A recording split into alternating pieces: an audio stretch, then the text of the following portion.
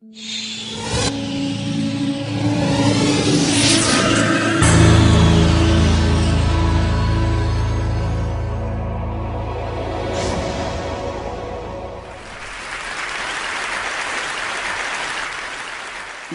may have heard about the Quran's idea of paradise being 72 virgins, and I promise I will come back to those virgins.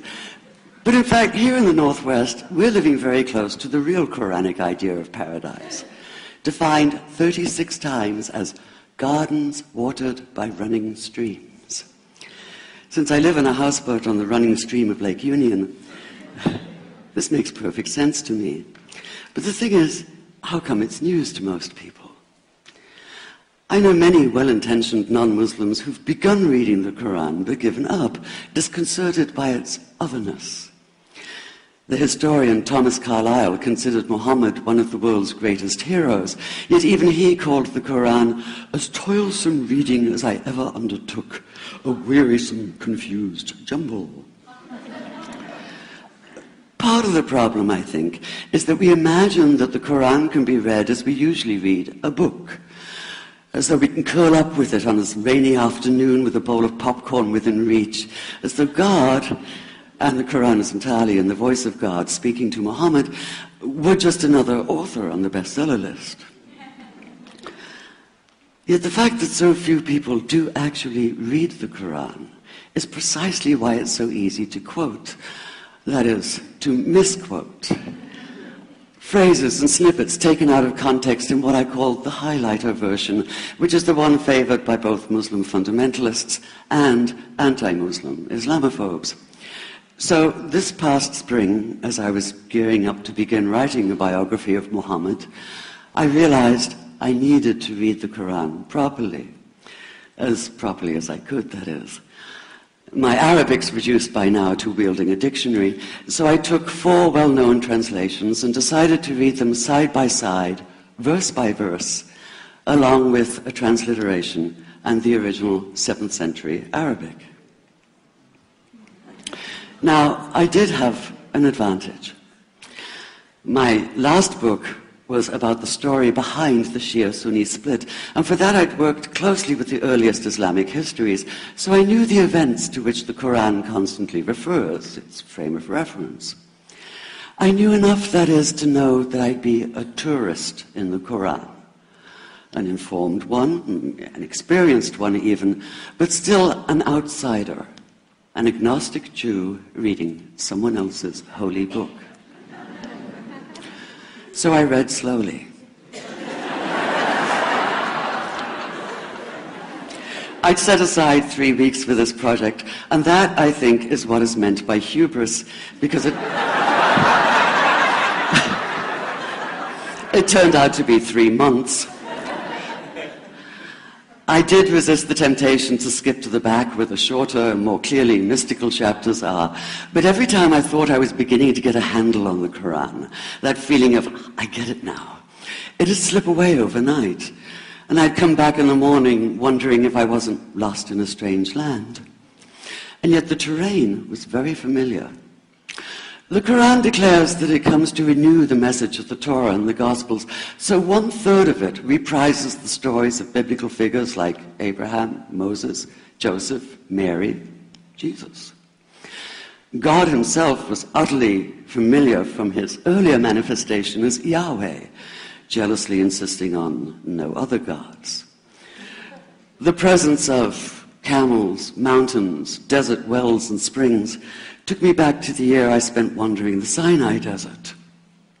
And then there was the language, the rhythmic cadence of it, reminding me of evenings spent listening to Bedouin elders recite hours-long narrative poems entirely from memory. And I began to grasp why it said that the Quran is really the Quran, only in Arabic. Take the Fatiha, the 7-verse opening chapter that is the Lord's Prayer and the Shema Israel of Islam combined. It's just 29 words in Arabic, but anywhere from 65 to 72 in translation. And yet the more you add, the more seems to go missing. The Arabic has an incantatory, almost hypnotic quality that begs to be heard rather than read, felt more than analyzed. It wants to be chanted out loud, to sound its music in the ear and on the tongue. So the Quran in English is a kind of shadow of itself, or as Arthur Arbery called his version, an interpretation. But all is not lost in translation. As the Quran promises, patience is rewarded, and there are many surprises. A degree of environmental awareness, for instance, and of humans as mere stewards of God's creation, unmatched in the Bible. And where the Bible is addressed exclusively to men, using the second and third person masculine, the Quran includes women, talking, for instance, of believing men and believing women, honorable men and honorable women. Or take the infamous verse about killing the unbelievers. Yes, it does say that, but in a very specific context. The anticipated conquest of the sanctuary city of Mecca, where fighting was usually forbidden. And the permission comes hedged about with qualifiers. Not you must kill unbelievers in Mecca, but you are allowed to, but only after a grace period is over. And only if there's no other pact in place. And only if they try to stop you getting to the Kaaba. And only if they attack you first. And even then, God is merciful, forgiveness is supreme, and so, essentially, better if you don't. This was perhaps the biggest surprise. How flexible the Quran is, at least in minds that are not fundamentally inflexible. Some of these verses are definite in meaning, it says, and others are ambiguous.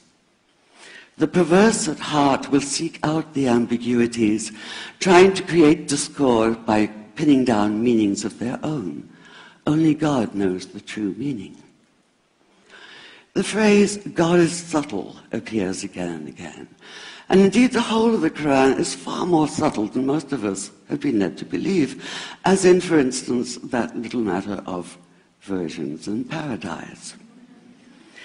Old-fashioned Orientalism comes into play here.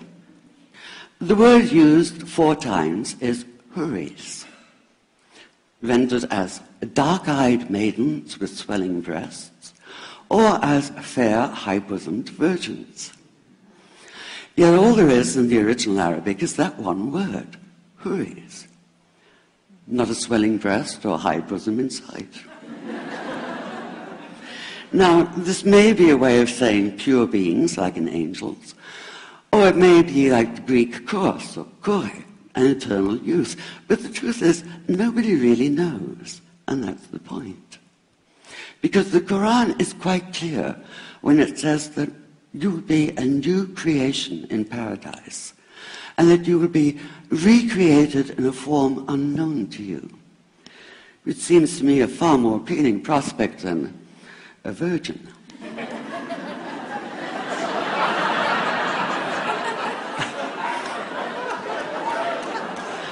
And that number 72 never appears.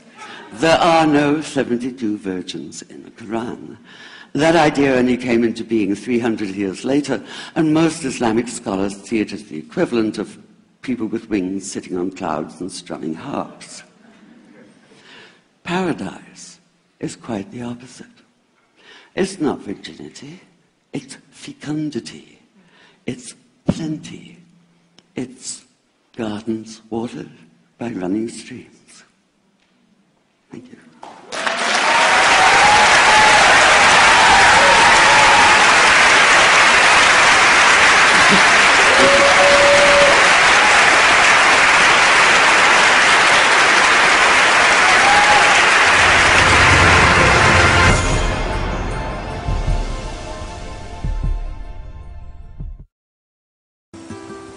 25% of the world's food supply is lost to spoilage. That's $458 billion worth every year.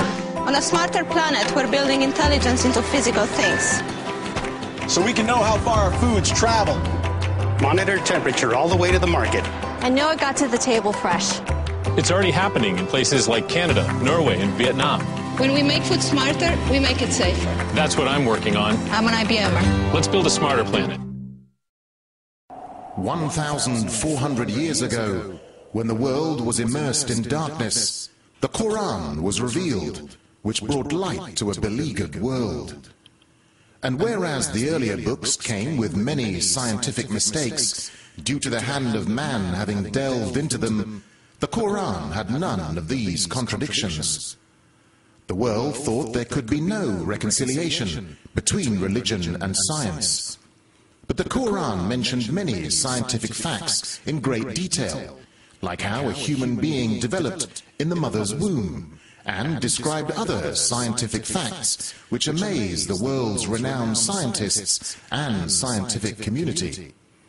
Such was the impact of these revelations that the first Islamic medical conference was held at the Arab League building, Cairo, Egypt, on the 26th of September, 1985. This is a leech, and this is the human embryo, about 23 days. I think you have to agree that the similarity between these structures is amazing. Muhammad could not have known these facts about human development in the 7th century because most of them were not discovered until the 20th century. It has been a great pleasure for me to help clarify statements in the Quran about human development. It is clear to me that these statements must have come to Muhammad from God or Allah, because almost all of this knowledge was not discovered until many centuries later. This proves to me that Muhammad must have been a messenger of God or Allah. The key word in both is al-Ghaib. At this stage is known to no one except Allah. Summary. The Quran describes not only the development of external form, but emphasizes also the internal stages, the stages inside the embryo of its creation and development, emphasizing major events recognized by contemporary science. Thank you for your attention. As a scientist, I can only deal with things which I can specifically see. I can understand embryology and developmental biology. I can understand the words that are translated to me from the Quran. As I gave the example before, if I were to transpose myself into that era, knowing what I do today and describing things, I could not describe the things which were described. I see no reason, I see no evidence for the fact to refute the concept that this individual, Muhammad, had to be developing this information from someplace. So I see nothing here in conflict with the concept that divine intervention was involved in what he was. The rapid growth and dramatic changes which occur after the bones have been clothed by muscles have been mentioned in the Holy Quran 1400 years ago. Muhammad was a very ordinary man. He couldn't have read, he didn't know to write. In fact, he was illiterate. And we're talking about 1200 years ago. You have someone, a illiterate person, making profound pronouncements and statements that are amazingly accurate of a scientific nature. And I personally can't see how this could be a mere chance. There are too many accuracies. And like Dr. Moore, I have no difficulty in my mind reconciling that this is a divine inspiration or revelation which led him to these statements. Surah 79, Ayah 32 states, also in the context of creation, and the mountains hath he firmly fixed. Similar mention of mountains is found in several other surahs. It is permissible to interpret this to imply that mountains are rooted and that modern geophysics has established deep crustal roots for the axial parts of mountain systems at converging plate boundaries. We need research into the history of early Middle Eastern oral traditions to know whether, in fact, such historical events have been reported. If there is no such record, it strengthens the belief that God transmitted through Muhammad bits of his knowledge that we have only discovered for ourselves in recent times. In fact, until the time of the ancient Greeks and after, science and magic were closely joined. No such distinctive and complete record of human development existed before the Quran. In a relatively few ayah is contained a rather comprehensive description of human development from the time of commingling of the gametes through organogenesis. No such distinct and complete record of human development, such as classification, terminology, and description, existed previously. In most, if not all instances, this description antedates by many centuries the recording of the various stages of human embryonic and fetal development recorded in the traditional scientific literature. I find it very interesting that this sort of information is in the ancient scriptures of the Holy Quran, and I have no way of knowing where they would come from, but I think it is extremely interesting that they are there and that this work is going on to discover the meaning of some of the passages. Well, I would think it must be the divine being. Thinking of many of these questions and thinking where Muhammad came from, he was after all a Bedouin. I think it is almost impossible that he could have known about things like the common origin of the universe, because scientists have only found out within the last few years, with very complicated and advanced technological methods, that this is the case. Somebody who did not know something about nuclear physics 1400 years ago could not, I think, be in a position to find out from his own mind, for instance, that the earth and the heavens had the same origin, or many other of the questions that we have discussed here.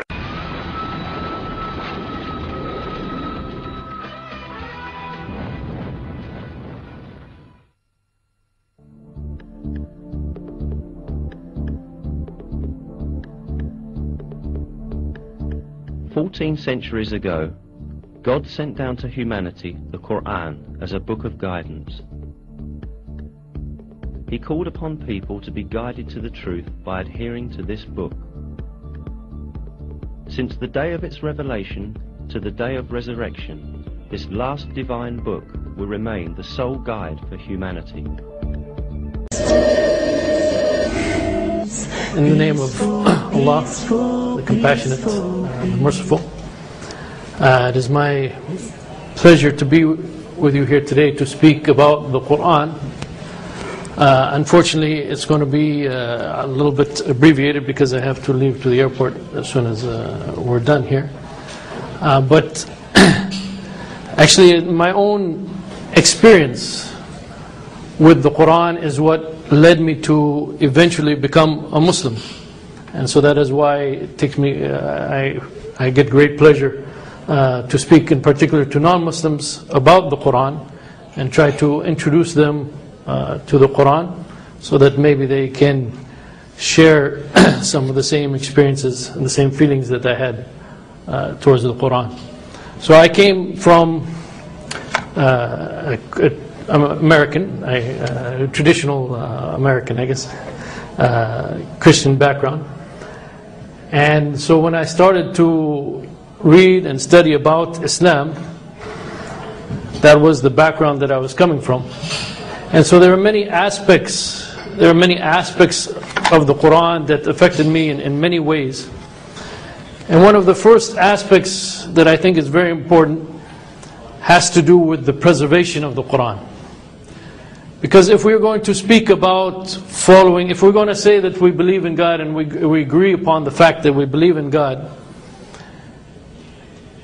And even if we accept the fact or the concept of revelation from God, and if we want to follow this revelation, one of the first and most important aspects is that we have to have a strong reason to believe that this revelation has actually been preserved from its original source. It does not make any sense, really, to say that I'm going to follow God's revelation when we realize or when we know that what we're holding in our hands perhaps has not been preserved. Or we may have good reason to believe that it hasn't been preserved. So one of the first things that stuck out to me with respect to the Quran has to do with the preservation of the Quran. The Quran was revealed to the Prophet Muhammad ﷺ for over a period of 23 years. And actually I don't have, well, they have copies of it outside, so you can see the size of it. And so this book was passed on by the Prophet Muhammad to his followers, and it has been preserved minutely since that time to this day. And as a non-Muslim reading about Islam, I was somewhat surprised by how many of the non-Muslims, many of them who were not very polite in their writings to Islam, if I may use a politically correct way of describing their stance. But even they admitted and they accepted the fact that the Quran that we have today is actually the Quran that was revealed to the Prophet Muhammad. Well, they didn't say that was revealed to the Prophet Muhammad. It was the Quran that the Prophet Muhammad taught or passed on to his companions over 1400 years ago. And as I said, this was a very significant point with respect to me, because I had actually studied the history of the Bible before that time. And I'm obviously not going to get into the details of that kind of discussion here. But I can just say that the history of the Quran is completely different from the history of the Bible. And from the earliest days, this Quran was known and recognized and preserved. It was not compiled by later councils, some hundreds or 200s or 300 years ago, later, after the time of the Prophet Muhammad. So this is one thing that stood out to me, and as I said, this was of great significance to me, in the sense that, as I said, if we're going to follow something that comes from God, then we have to make sure that what we have is actually that thing that has come from God. And then with respect to the teachings of the Quran also, and what the Quran contains. One of the aspects of the Quran is the fact that throughout the Quran, God is telling human beings to think and to ponder. And the thing that God is calling mankind to in the Quran is, as the Muslim scholars say, it is actually something that is consistent with their nature. It is something understandable to the human being, because this is actually the nature, the natural way that human beings have been created. And so therefore God throughout the Quran tells you to ponder over the creation and think about things. And this call and this argument, the conclusion of it, is that you will recognize the fact that there's actually only one Creator, and that this Creator is deserving of worship and so forth. And so therefore there's no, so to speak, leap of faith in Islam. The definition of faith in Islam from an Islamic perspective, from a Quranic perspective, is not to believe in something that you cannot prove. Many people in the West, when they think of faith, they're talking about believing something that is a mystery or something that you cannot prove and so forth. This is not the way of the Quran. The Quran is calling people to a truth that they can recognize, a truth that they can understand. And as I said, the Muslim scholars explain this by the fact that this truth is actually what their whole nature is all about.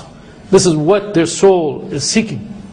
Allah said about His ability to return us back to life perfectly on the day of resurrection, yes, we are able to fashion in perfect order the very tips of His fingers. 1400 years ago, some people wondered why God chose to mention the fingertips instead of mentioning something more complicated like the kidney or the eye. Today, science proved that this part of the body is one of the most complicated parts because it is carrying a unique fingerprint.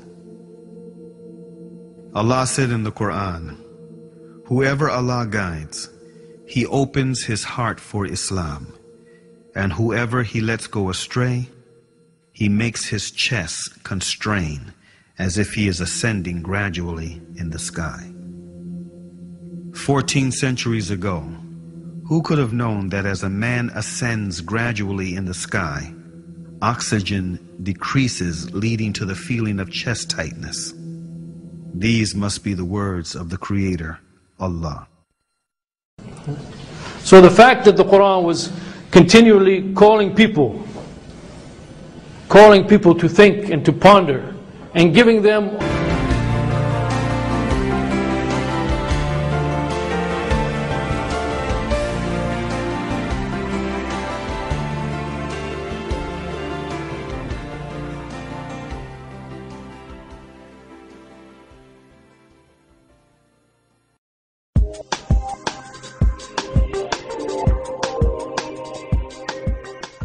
The ecological crisis, for me, is one of the greatest challenges we face in our time.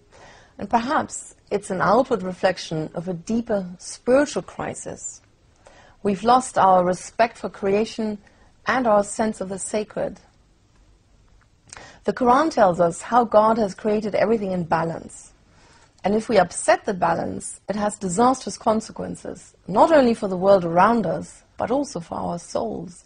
So perhaps what we need is a spiritual revival, a revival of spiritual consciousness, which would inspire us to all get together, no matter what faith, to try and save the planet, because this affects us all.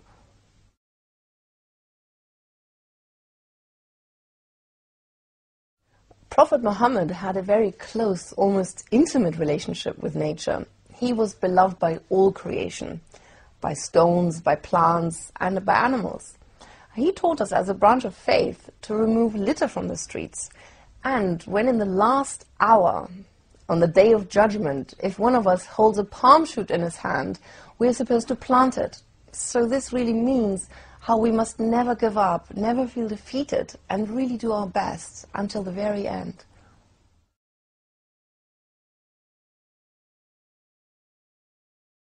Muhammad taught us to protect nature, to observe its signs, and to meditate upon them. Now, in our day and age, due to pollution and climate change, this may not always be possible. I mean, just now, the United Kingdom's beaches have been classified as one of the most unclean in the whole of Europe. And I really believe it's our time now, the time has come that we clean up our act and shed this image of being the dirty man of Europe and, in fact, become one of the leading lights. You know, work on reducing our carbon footprint, developing renewable energy at a national level. But then again, also each one of us on an individual level, we can all do our little bit to, well, make this world a better place, to conserve energy, to you know, live environmentally friendly, to live green.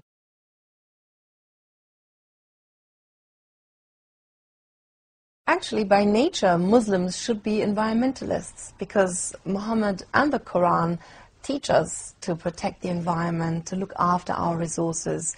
In fact, we're the stewards of Earth, the stewards of our Earth.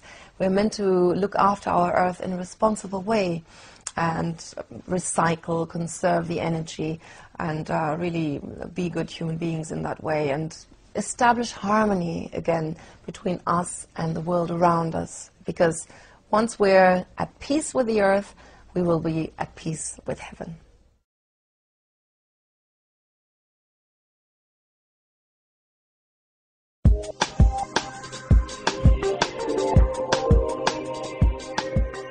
Well, I work as a barrister and have been doing so for the last 5 years. I work at a human rights set of chambers and I practice mainly in criminal defence, civil actions against the police and international law. So my practice ranges or encompasses offences including terrorism, homicide, serious violence, drugs and large-scale frauds.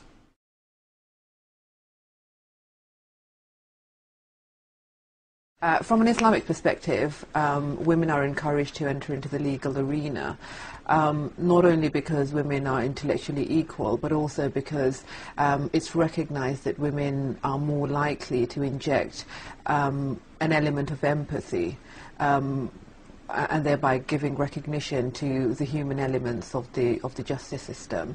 I certainly try and incorporate that approach into my work, and I find that a little empathy goes a long way. It helps people understand the objectives of the justice system, and it certainly helps me to do my job better.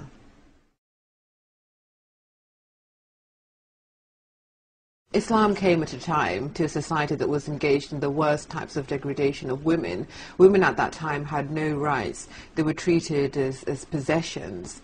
The practices and the laws introduced by the Prophet were revolutionary in that for the first time women were given rights. They were given the right to marry, they were given the right to divorce, they were given the right to inherit, and they were encouraged to participate both in private and public life. And that is the legacy of the Prophet, and that is something that has continued throughout the ages. When people think of women's status and rights in Islam, the whole area is usually surrounded by misconceptions and controversy. The reality is that women continue, and have been for a long time, participating in all areas of life. In the public arena, in the work sector, they're engaging in fields as far as the legal profession, medicine, science, politics, the media, academia.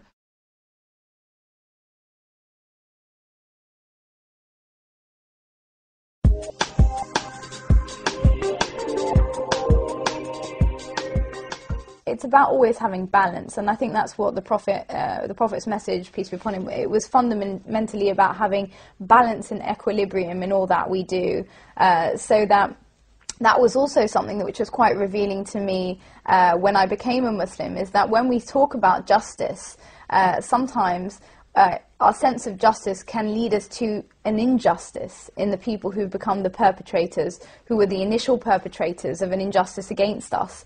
And the Prophet, peace be upon him's message was always that you repel bad with good, that you always respond to evil with good, that you should always remember that God loves justice and never transgress the limits, so that even when people are committing serious injustices against you, even when the perpetrators may be responsible for heinous crimes, you have a moral responsibility and a moral obligation in front of God to always uphold justice and never yourself transgress those limits.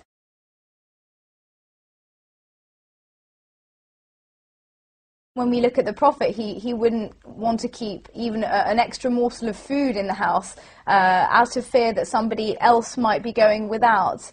And that sort of utter devotion to ensuring that nobody was being deprived, that everybody was being cared for, is something that if you do model yourself, as Muslims do, on the Prophet, peace be upon him, you can't possibly be negligent and ignore the real inequalities that continue to be rife in the world around us, whether it be in our community with a small c community, in the bigger sense of society, or in the world at large. And I think that one of the things that certainly has really stayed with me is that being a Muslim is to try and be the voice of the voiceless.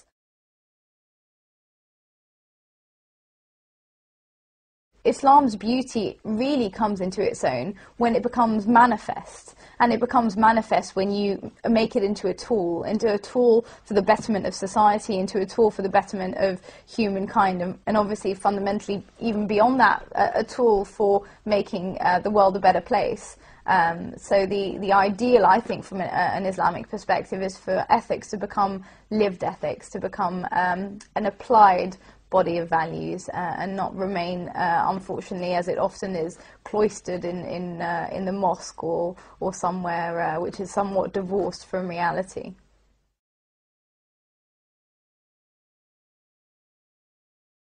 I think the example of Muhammad Yunus, the Nobel Prize winner, who had developed an economic model to get communities out of poverty, is just one example of applied ethics. He took a principle that, you know, people in poverty had just as much right as anybody else to be given the economic means to pull themselves out of poverty. And so he applied a principle of justice, and made it into an economic model. And that's really lived Islam. That's really Islam in action.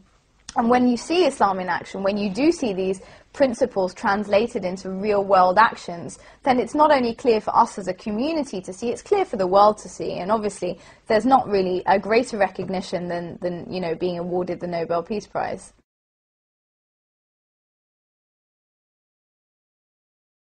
For me as a person, I can't possibly differentiate or distinguish between me and social justice. Social justice is an inherent part of being a Muslim, and therefore it's an inherent part of me as a person.